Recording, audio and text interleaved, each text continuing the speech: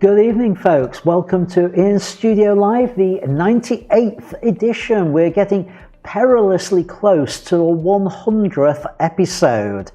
Wow, I would never have believed that happening when we recorded episode 1. And it's great to have you all here with me tonight. If you haven't said hello in the live chat and you've got access to the live chat, please say hi in there, then I know who's watching. Really weird stats on the display at the moment. I've got apparently 12 concurrent viewers on one display or 4 on another, but with 8 people taking part in the poll. I'll talk about the poll in a moment, and only 4 likes. Yeah, it's all a little bit weird on my stats tonight, but whether you're new here or not, you're not just a statistic, and it's great to have you with me. So please say hi in the chat. Right, the poll, yes. I just discovered while we were waiting to go live that YouTube has a little facility where in the live chat I can create a little poll. So I thought I would do that to find out who's already using Back Buton Focusing, which is our theme tonight.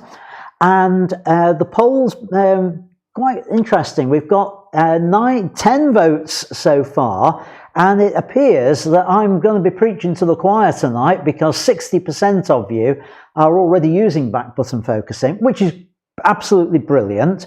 So the other 40%, I'll try and get you converted before the end of the show on that. Oh, I've just seen a few more names coming in. Andy, hi Andy, hi Mark, hi Bob. Great to have you all with us this evening. Right, let's get underway, shall we? I won't say we've got a lot on the show tonight. There's quite a number of things on the show tonight. Hopefully it will be considerably shorter than last week's mammoth event, which I really don't want to repeat on that. As I've said, our theme is Back Buton Focusing. Oh, hi Bernard, who's just joined us. Back Buton Focusing. I'm also going to continue my series on the introduction to Affinity Photo, and I've got another tutorial. This time we're looking at layer masks and masking within Affinity on there. I've got my image feedback section, and I've got the image of the week. So that's what's on the show. Now, as I'm sure most of my regulars already know, this is interactive. That's why I've got things like a poll running. I'm going to keep mentioning it until everyone votes on there. Actually, we're not doing bad. 11 votes so far. And 13 concurrent viewers, according to one of my stats.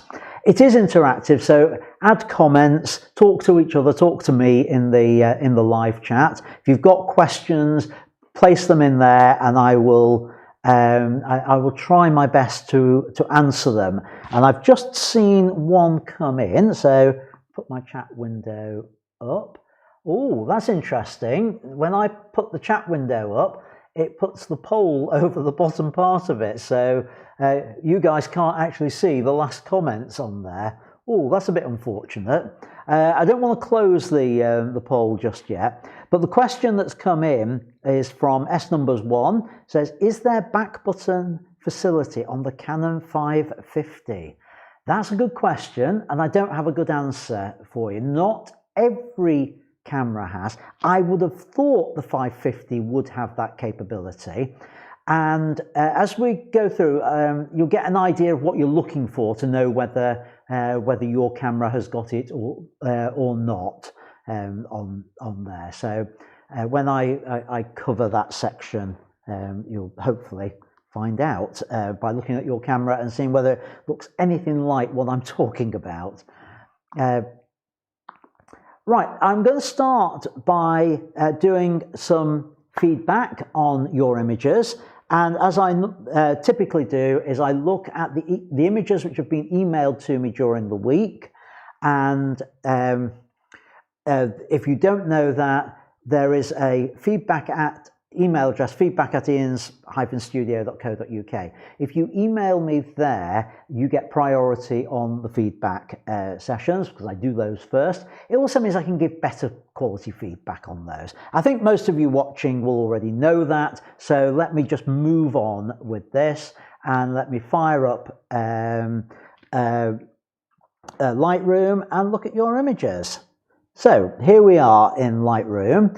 I've got images from 3 people this week. Paul Robnett sent me some, which were some sparkler images. Let me go full screen on those.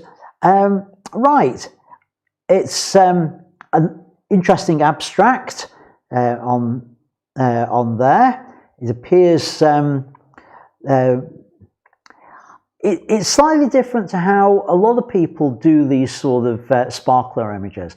A lot of people try to write something or draw something with them, and that can be a little bit old hat, especially when people forget that you've actually, to do the writing, you've got to do it in mirror writing, and you get sort of half the letters in mirror writing, and then part way through they forget and the other letters are going the wrong way. And anyway, it's an interesting abstract on there. One thing I would try with something like this is keep the theme of the abstract, the idea of it, but try to create a pattern with it. So instead of it being just squiggly all over the place, why not try a set of if you're going out of the frame each time, you can go up and down, and can you see how my hand is moving across the limited frame, and then you get the lines, and then go the other way, so you get a sort of cross hatch. Try something like that, or maybe a spiral gradually getting larger and larger as you do it, so that there is a pattern to the abstract. I quite like it. Now let me have a look at whether I've got any settings information on here. I suspect I won't have. I don't normally with your images for some reason. Oh, we have tonight. 15-second exposure. Yep. F16. Yeah, I don't see anything particularly overexposed with it, so good settings on there. 50mm lens. Yeah. Good settings. The second one, I don't know whether you were trying to draw something on there or not. Again, nice exposure. I like the way it's almost a sort of furry line on there. So it's interesting, but I think what you need to work on with it is to try and give a little bit more point to the image, like why is it there, what's it for, what's it saying. One other thing you can do with these, if you I don't know whether you were doing the sparklers as well as operating the camera, or if somebody else was doing the sparklers for you and you were operating the camera. If you've got an off-camera flash, and for this it really does need to be an off-camera flash, is the one thing you can do is right at the start just have the flash charged up and then just press the test button so it just goes off to illuminate the subject holding the sparkler. And what you get there is you get all these patterns that we're seeing on the screen, but you get behind that the image of the person holding the sparkler frozen by the flash. And that can be quite an interesting effect with it. So you might want to try experimenting with that. Right, David. I think David tends to watch on the replay. This is his fire breather shot. Right, nice to have a look at the settings on here. It's a 42mm lens on a crop factor, a 2x crop factor, so it's effectively an 84mm lens. Good choice with it. What is interesting here, it's saying the flash did fire, but I can't see much evidence for flash going off in the shot with it. One of the things, I mentioned this when you posted it in the Facebook group, that I'd like to have seen with this, is perhaps an off-camera flash in this sort of area, or just out of the frame, coming in from behind to sort of give a rim light, because the legs are kind of disappearing into the background, which is kind of what you'd expect because the light source is up above with it being the flames on there. But if you could get a light coming in this way, you just get that rim lighting, maybe a little bit of light falling onto the background as well to provide that, just that little bit more separation with the fire breather. Now, depending on where this was, whether you were working with the fire breather or it was just some event you were at, that might not be possible, and we have to accept that. And if the circumstances were as that was, you hadn't got control of the scene, it's not a bad shot. What I would think about though is, because the dark leggings are disappearing into the background and the feet are right on the bottom of the frame, what I would do with something like this would be to think about a different crop with it altogether. So I would actually, and I'd do this in camera if I could, might have to go a little bit wide and then restrict, then crop it in afterwards.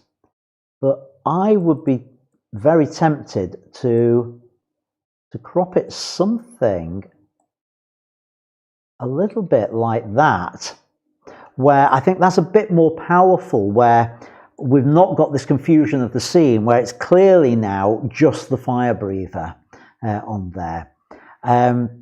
In terms of the flames, you've done well to make sure they generally aren't overexposed. A couple bits which are very bright here, and I suspect you've brought those back in post, which is absolutely the right thing to do on there. So that's the sort of thing I would do with it. A final look at your settings on here. Right, 125th of a second, f5, yeah. The settings have worked. You're in manual, so you're in control of everything. So I'm a little bit bemused by the flash. I can't see any evidence of the flash, except maybe just a slight bit on the knuckles here with that. Okay, so moving on. Now, the next three images are from Gary Platt. And a little bit of background to these three images. This was a play at Stockport Garrick. I'm introducing Gary to the world of theatre photography, and this was his first training shoot. So under my supervision anyway. He's done it before, and he knows what he's doing.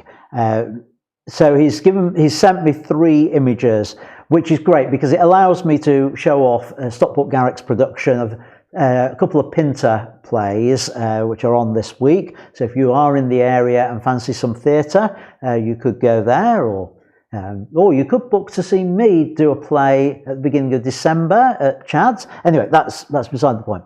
Right, yeah, at this point, this one, the play is called Dumb Waiter. We've got one of the characters examining his gun while his colleague is looking over his shoulder. Now, exposure-wise, this is great. There's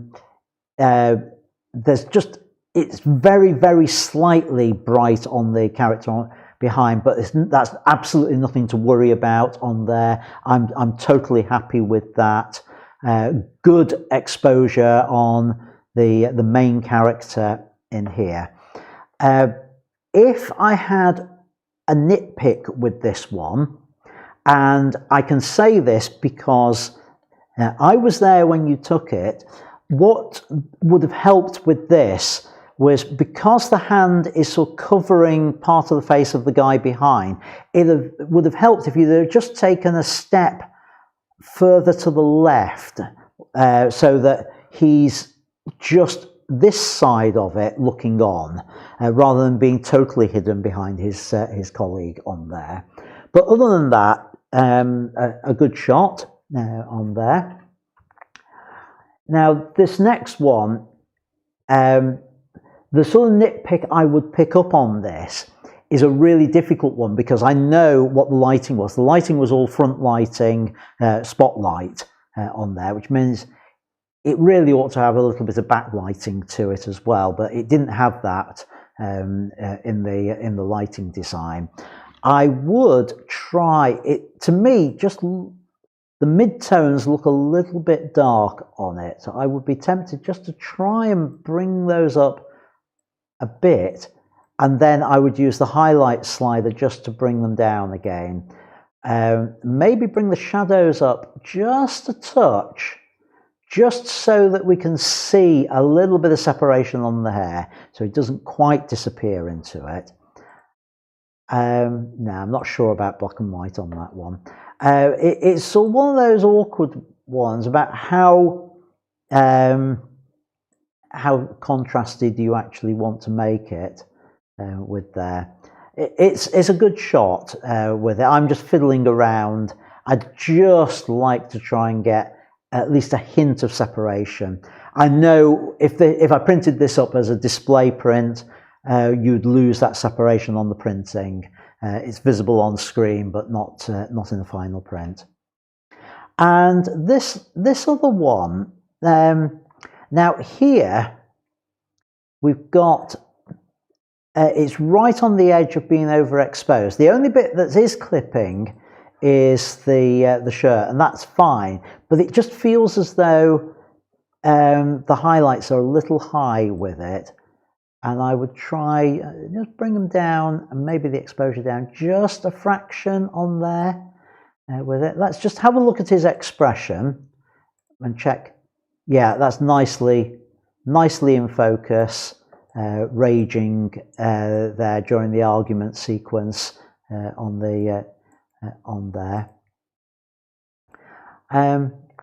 One thing that is a little strange, now I think you use, I don't know whether it's DxO or Luminar noise reduction on here, but I'm just going to go full screen so that you can see this hopefully a little bit better.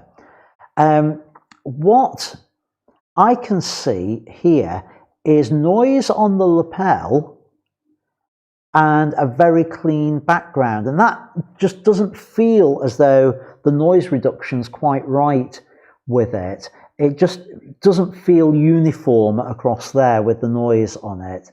And I don't know whether that's an issue with the software. That's it. Having said all that, from a theatre photography point of view, which is what we were doing these for, if this was a print going on display, that level of noise and that difference in noise for theatre prints, certainly the way I print them up, because I use sort of textured luster paper from DS Colour Labs, that would never be seen. Now, the other thing to say on here, and this is one of my nitpicks, if this was a display print, I would want to see those verticals sorted out. So let's get those verticals straight. I think you all know by now I have a thing about verticals not being vertical, and it's as simple as that in Lightroom to adjust it, and that I think is much better and much stronger for doing that. It also might simplify by just tightening up a little bit like that as well, just removing the dumbwaiter from it. But good shot, a good set of images, Gary. Well done on the shoot, and in what, about a fortnight's time, just under, you'll get another chance. I'm looking forward to seeing those especially.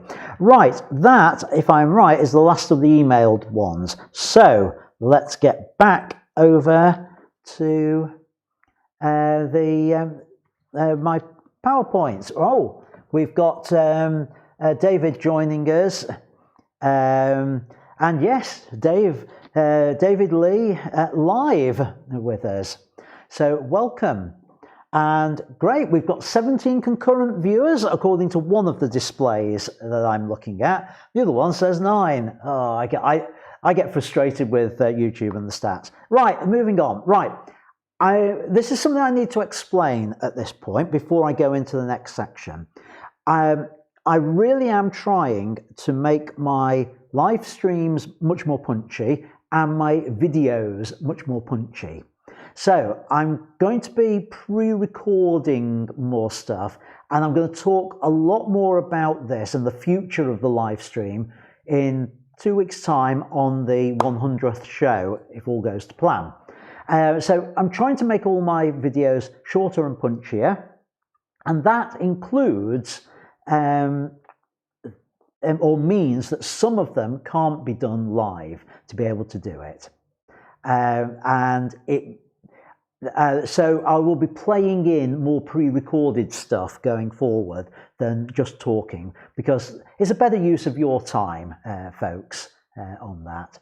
And obviously the aim is to keep you all watching, whether it's a standalone video or a live stream. So what I'm about to play in now is the tutorial on Affinity, and it's the first time I've tried this technique with one of the screencast type videos. So if you've got any comments, then do let me know. But this is my effectively my screencast or next lesson in how to do Affinity.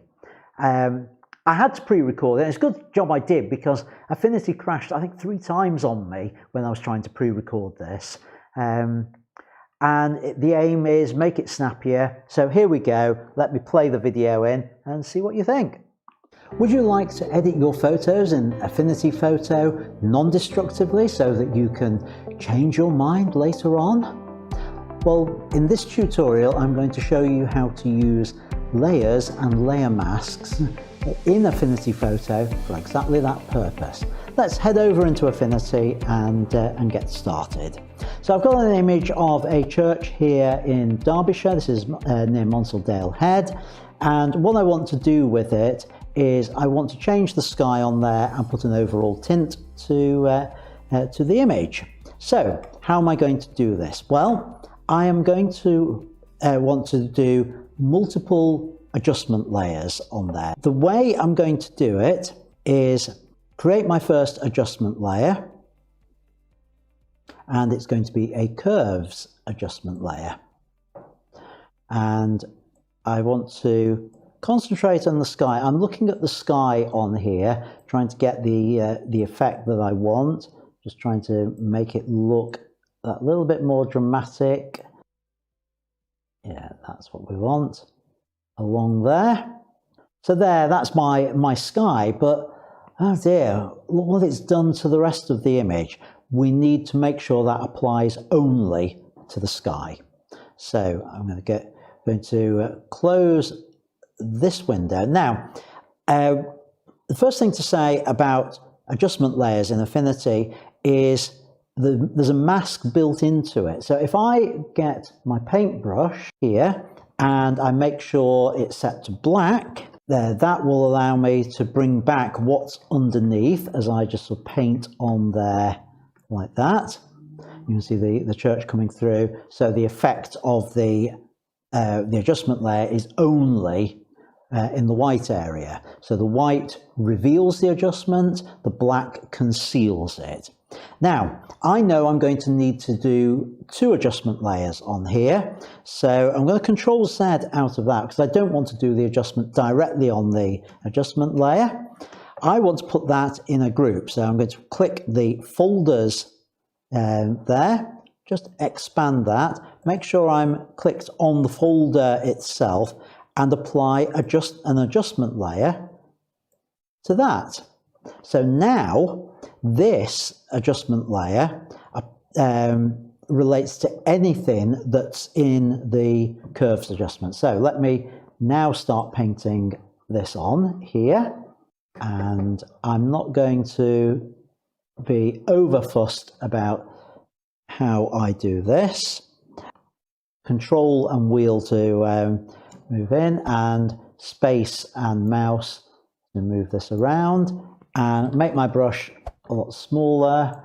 And I'm not going to try and keep right to the edges on there. I just want to do this approximately so you can see what's going on.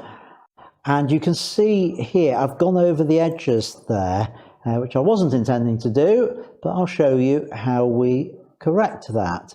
And those edges on there, if I switch my brush, I'm currently on black, switch it to white, which I can do by either clicking on the white there or hitting the X key. I can now, with a smaller brush, I can paint those out to correct those bits where I've gone over the edge. Square bracket to change the size of my brush, X to go back to it being white, and I'm just going to do an approximate paint in on here. Control 0 puts the whole image on there. Have I missed any bits? Easy to find out. If I hold the Alt key and click on the mask, we can see the whole area where it is, and I can now see, oh, I've missed bits down here, so I can just start filling those in on this section, and I have got my mask in place. So that'll do for what I want. And as I say, if I wanted to spend a bit more time on this, I could be a bit more precise and click onto the background just to come out of there. Because this is now non-destructive, if I wanted to, I can go back into this curves layer and I could adjust my sky. And you can see it's only affecting the sky. I'd like some color in that. So what I'm going to do is, because I'm in the group, I can apply another adjustment layer on here, and this one is going to be a white balance. I'm just going to warm up the sky, and notice it only applies to the sky. We've got a lovely sort of sunsetty type sky in there, but it could do with a little bit of adjustment to the rest of the image. So now I'm going to apply an adjustment layer to the whole image. How do I do that? I make sure I am outside the group. So if I click on the background and I go to adjustment layer, so now I'm going to do a split toning on here, and one of the tricks with split toning is bring your saturations up right at the start, because you can see what you're doing then, and I want it to be a nice orangey tone to affect my highlights, maybe a little bit in the shadows as well. Now I've got that, I can bring down this saturation and make it a little bit more natural for what I want, and I can use the balance to move between the two different saturations on there. So I think that's the sort of balance I want. So what have we looked at here? Well, we've looked at two different types of masking. First of all, on an adjustment layer, you just select the adjustment layer and then you can just paint a mask directly on there. And we have looked at applying a mask to a group. By having our layers within the group, we can apply a mask directly to that so that anything that's within there is suitably masked. And that is how you do non-destructing editing using adjustment layers, and most importantly with masks. If you want to find out more about Affinity, have a look at the playlist that's on the screen now. Thanks for watching, and until next time, keep making great photos. Right, so that was the Affinity tutorial. It'll be released as its standalone video, which is why you don't see the playlist as I play it through as part of the live stream. And if people are still interested in Affinity, I'll keep putting these out as part of the Sunday night broadcast. If you're not, then I won't. Right, so moving on. I always take a moment in the live stream to thank my sponsors, which is, as ever, yourselves, and thank you to everyone who's bought me a cuppa. The link is on the screen and down below on here. It's basically Buy Me a Coffee, and if you are able to and feel these live streams help, then Buying Me a Cuppa is a way to encourage me to keep making videos for YouTube, and helps me cover the cost of some of the things which are required to do, like cameras and control boxes and the like. So that's the easy way, and I always say thank you each week to an individual, and this week to Bernard Robinson, who is on the stream tonight. So cheers, Bernard. Thanks for tonight's cuppa. Right. So moving along then. Yeah, another way you can help. You can help with the live stream is by subscribing, liking and sharing. And my thanks to everyone who's been doing that. And we've got 9 likes so far and 16 concurrent viewers. So there's 7 of you not hit the like button yet. If I can ask you to go and do that, that really will help. Sends the right message to YouTube. And if you've not subscribed, why not?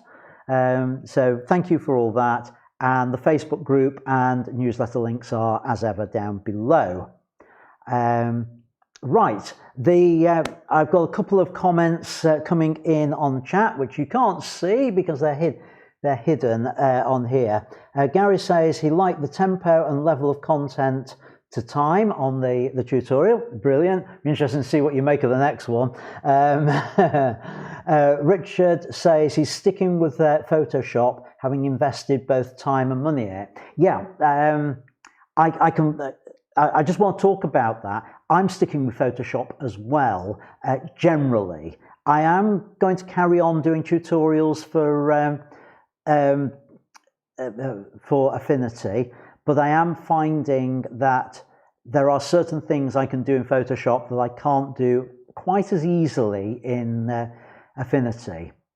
And I am a bit worried about the number of times it's crashed on me while I was trying to record the last tutorial. Now that might be, and is probably because I've got various other things going on at the same time. I've got screen recording software, so I'm using the graphics processor. I suspect it's the graphics processor that's causing the problem with that, and so I suspect it's my recording that's causing it to crash rather than itself. I've never had it crash when I've not been recording something.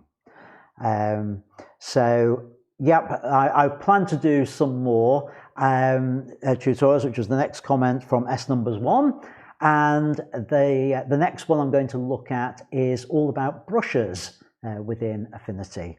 So that may well appear in next week's live stream. We'll see how we go on that. So those were the comments on there. Right, back button focusing, our theme for tonight. Now, this is another different style of video. I've been studying what appears to be working on YouTube as standalone videos.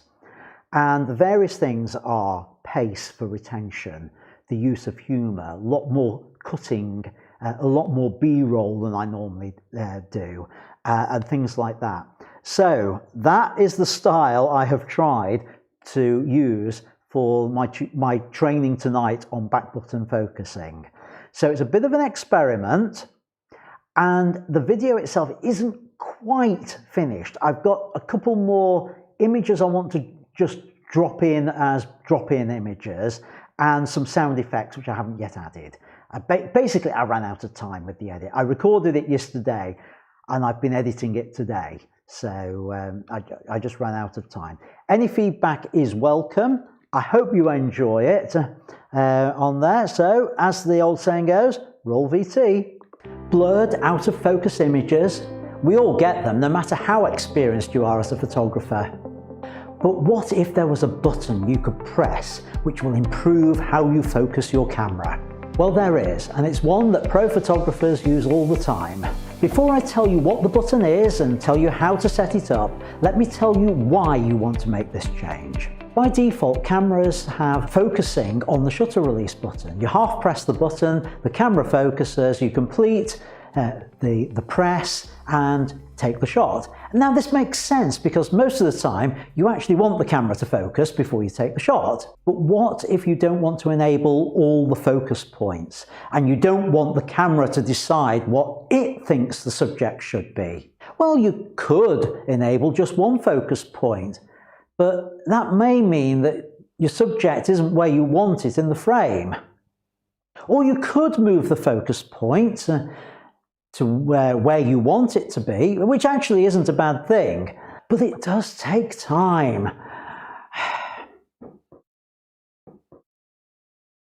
So enter, focus, recompose. Whoa, that was a bit literal. Okay. This is what many photographers do. You point the camera with the active focus point over the subject, half press the shutter release, recompose the image, take the shot. And it's a great technique, but it's not perfect. Sometimes there may be a long gap between recomposing and getting the perfect expression.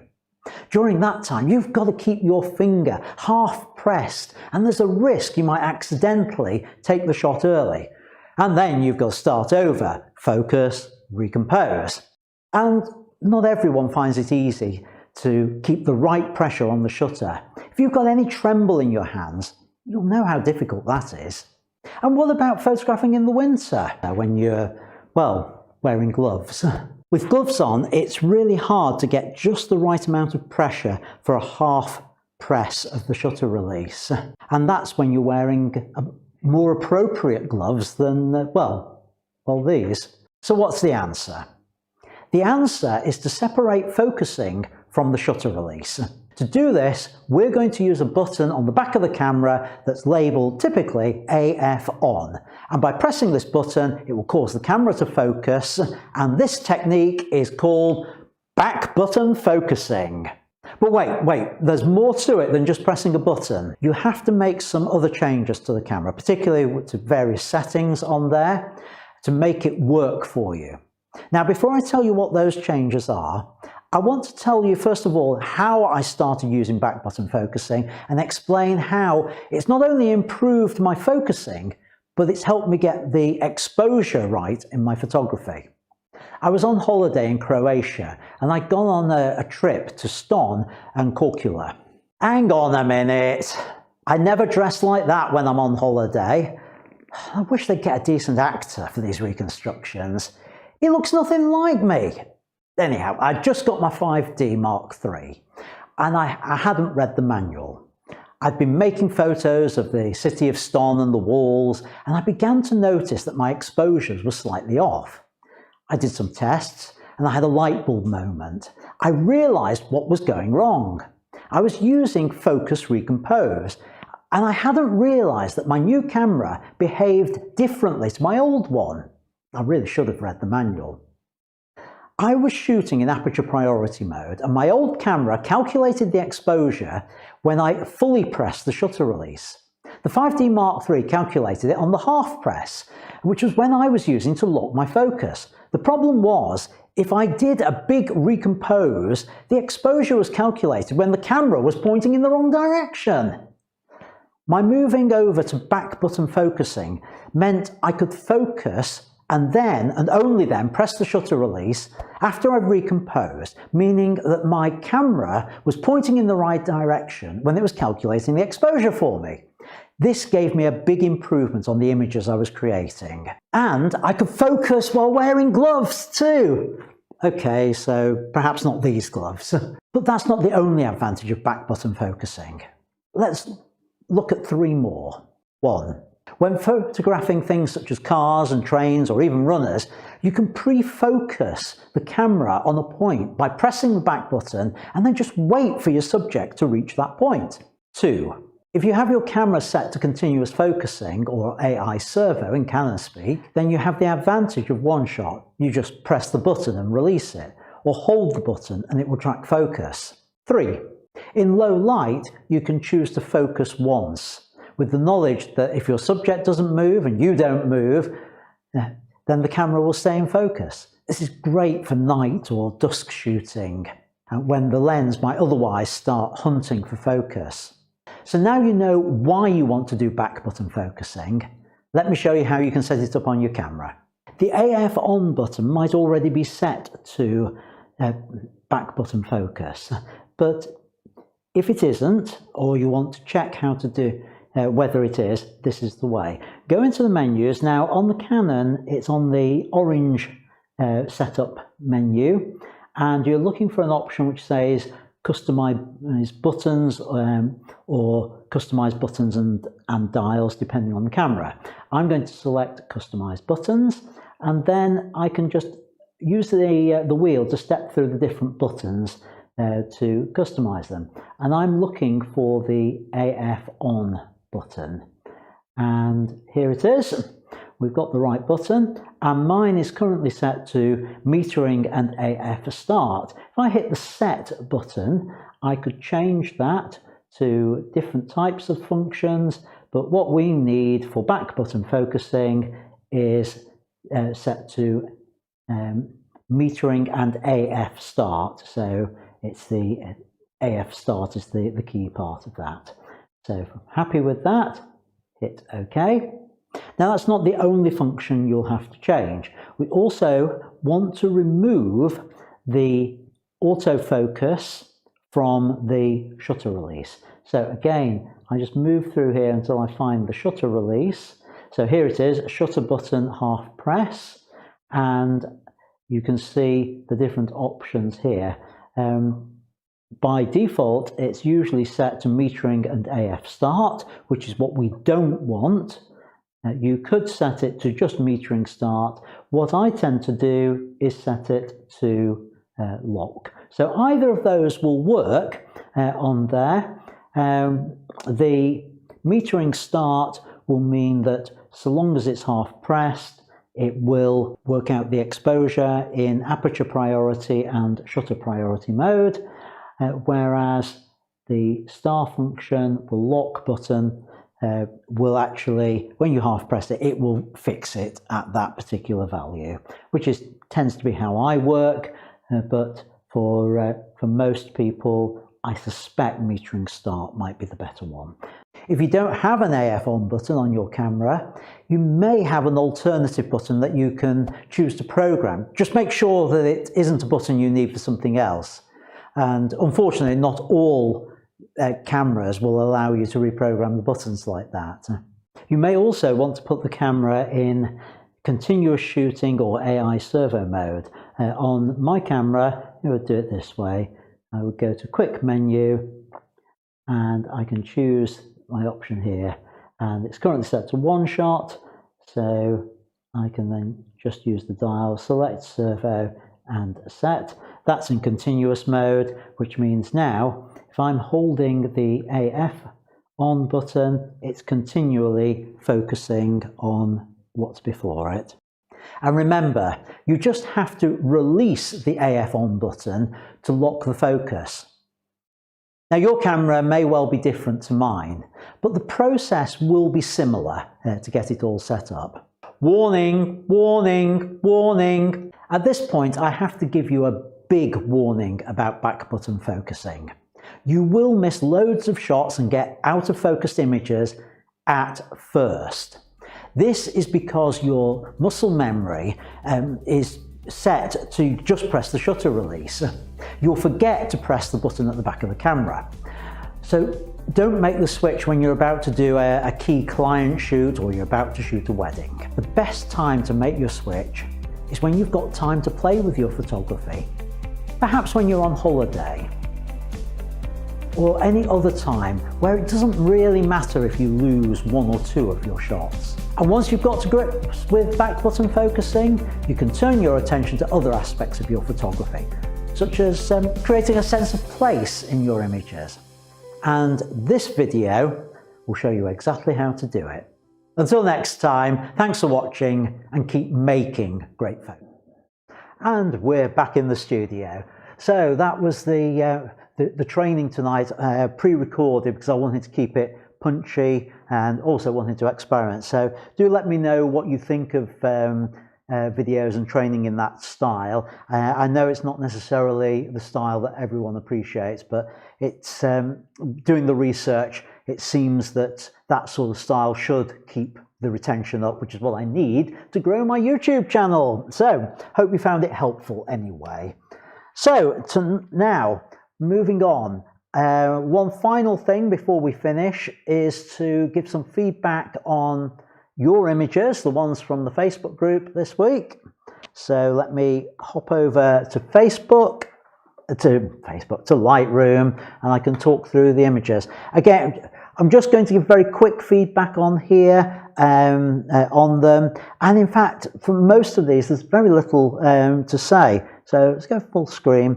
This one from John Bamber, lovely shot of, I presume, a steam engine rally on there, nicely framed on it, with the vehicles. You've done well to avoid the blowout of the sky with it, and it just works on that. I also like the blur of the flywheels on here as well, which just adds to that sense of motion with it. Works really well on there. Very little I could add. There just does appear, and it's not on my monitor, a little point of a little black speck up at the top and down here, which may be soot from from one of the steam engines, or it may be a little bit of dirt on the sensor. Difficult to tell with this. I just want to have a look. No, we haven't got any settings at all with it on there. This one from James Bissett. Nice shot from, I think it was Comic-Con, he said. He was using an older Minolta lens on there. From the description, it sounded like a film a lens from the film days, and I really like it. It's given the image a really sort of soft feel to it, which I think has worked well. There's a little bit of fill-in flash. I can see the pinpricks over there. Don't know whether it's on camera or off. I'd be surprised if it was on. No, it's got to be off camera. I can see the shadow there on that, and that just works nicely with it. I would, personal preference, I would have asked the subject just to raise the hand that had got the attachments on there, just so that we could actually see it in shot on there. But nice shot, nice image. John Barton, Street Preacher, on there in full flow. Now, nice black and white conversion, I presume a Snapseed one with it. There appears to be a little bit of light flare across his jacket, which I find a little bit distracting on there.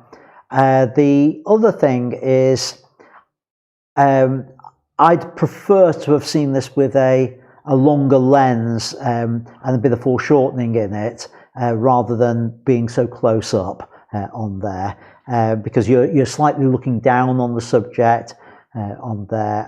I think just that bit further back, and maybe shoot from a little bit lower down as well. In fact, it'd be quite interesting to shoot this from low down, so that he's dominating the scene in there. A Lake District, I think Buttermere, I think you said, tree on here. Again, good black and white conversion. A little bit of posterization up here with it, and a little bit of halo around there. So just watch that when you're doing those conversions. Just when you get that, then just back off the sliders with it, so that you don't get that that effect on there. Or you can go through very easily in the likes of Photoshop and remove that. I've covered it in previous live streams, the technique for removing halos on there. With that, one tip with it is your horizon's not straight again. It's definitely sloping, and I'd like to see a little bit more space at the bottom of the image, so it's not just the tree's not sitting on the bottom of the frame on there. This one, I can't remember who's this with. Oh, Paul Evans on there. This is in Madeira, an illuminated statue, and it does seem to have a little bit of a an optical illusion to it as well. That it's clearly facing to the right and facing forwards, but if you just glance at it, it's possible to see it looking the opposite way. It's only happened a couple of times with me when I've looked at it. If I look at it carefully, it clearly is the right way around. It's just out of the sort of corner of your eye, it sort of sometimes looks the opposite way, which is interesting. Again, I'd like the bottom part of this area is sort of kind of spoiling it, I think. So I would be tempted just to try something like that, just to clean that bit up, and maybe just bring the top in a little bit to there like that. Now, ideally, I'd like to see a little bit more on the left-hand side so that the wing isn't quite so close to the edge of the frame. But I think about getting rid of the distractions in the image, Paul, with that. Richard, your tattoo shots, I picked 2 of them from there. It's a really nice set that you've submitted, and the black and white conversions is really good on here. This one, I'm slightly puzzled as to where the point of focus ought to be. For me, I think the point of focus ought to be on the tattoo rather than on the drawing that he's working from. So it just feels a little off to me to have the point of focus there. But I can see why you've done it, and I know it will have been a deliberate choice. It's just personal preference, I suppose, on that. This I like. You see, this is where with the point of focus being the tattooing, and even the faces being allowed out of focus, that really works. We're drawn to the sharpest part of the image, which I like. I actually quite like seeing the ink bottles out of focus in the foreground, but if I would have been perhaps tempted just to try lowering the camera very slightly so that we could see a bit more of the bottles as that out of focus foreground on there with it. I know this is the light at the top. Again, it's right on the edge there. I'd have liked to have seen either just come in. Oh, hang on. Oh no, it is the full light on there. It's because I'd gone to full screen. I just assumed that dark area, that line was cutting off with the crop there. So it's just slightly obscured on there, and maybe a local adjustment on that just to bring that out so that we can see that he's not that top section of the image isn't a black bar on there, which is I thought it was a black bar caused by Lightroom, to be honest, on that. But yeah, it's a good shot. Andy, 2 of your images. The Malvern Hills one, this one, it doesn't grab me quite as much as some of your other work does, and I'm not quite sure what it is, whether it's a lack of foreground or there's almost a lack of subject in it. What is the thing I'm looking at here? It's what's my eye meant to rest on with this image? I'll come to your other one shortly. Jan, lovely iguana. You might be able to just lighten things up a little bit in the shadows to get a bit more detail out on there. I don't want to go too far with the exposure. May need to bring that back, just so we can see a little bit more detail in the background. I would also be tempted to crop it a little bit, because those lights up at the top were distracting a bit with there. But other than that, really nice shot, and absolutely tack sharp as well. So well done with that. Andy, this was the other one. I think this is much more interesting than your Malvern Hills one on there, but this is a big but on it. This is a wall, and you've come up onto the wall. We can see, I know that because I can see a bit of a card there, but it's playing with my mind, and I don't know whether it's playing with my mind in a good way or a bad way on here. It looks, as I look in, as a road, but that turns into a wall. It isn't, I know it's a wall, but it looks like that.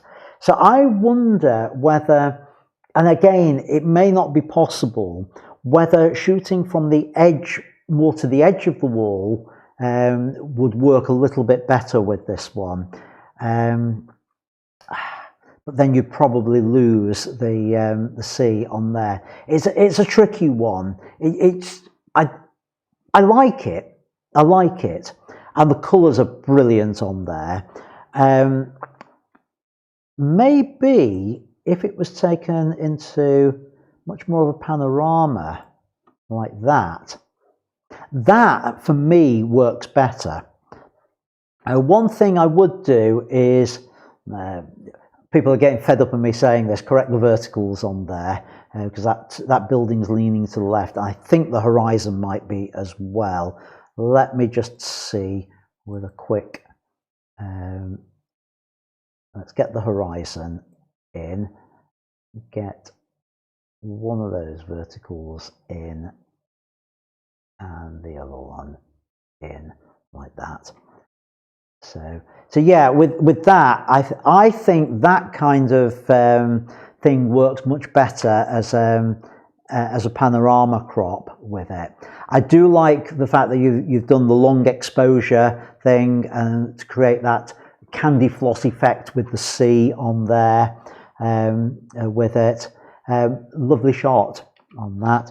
And I believe, yes, that's the last of the images there. So back over here. Right, okay. Yeah, Richard's saying fair point and thanks for the feedback. Yeah, you're welcome, Richard, on that. So I'm going to close my poll. It's interesting that nearly 70% of you are already using back button focusing. I didn't think it was going to be quite as high as that on there.